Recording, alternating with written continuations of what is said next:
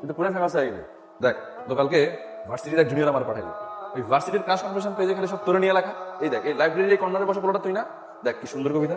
Hafsa mission অসীম রেখা কালো আর তো তুই আকাশ পেটা কিন্তু করতে পারবি? সব যে মেসেজ পাঠাই দিয়েছে আমার, দেখ কেস কিন্তু সিরিয়াস। আমার কাছে মনে হচ্ছে আমাদের মধ্যে কোনো বন্ধুরা মজা নিতেছে, আর না হয় এমন কোনো মেয়ে যে তোর পছন্দ করে কিন্তু বলতে পারতেছে না।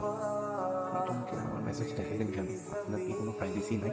কতক্ষণ ধরে কল দিচ্ছি, ফোন ধরেন না কেন? ক্লাসে ছিলাম, কি অবস্থা? আমি আজকে পুরো বিকেলটা আপনার সাথে ঘুরতেছি রিক্সায়। আচ্ছা কি হয়েছে কি কাহিনী? আপনি ভুলে গেছেন আজকে মেডিকেল এক্সামের রেজাল্ট দেওয়ার কথা। আমি 17তম হয়েছি। আলহামদুলিল্লাহ। তো বলছিলাম না আমি একটা গাধারে বড়াই, সেই গাধা গাধারে মানুষ বানাই ফেলেন বস। আমি গাধা আর আপনি হলেন গাধা শিক্ষক, ঠিক আছে? এই নিন অপেক্ষা বইটি, এটি খুব সুন্দর, আপনার জন্য গিফট। হ্যালো,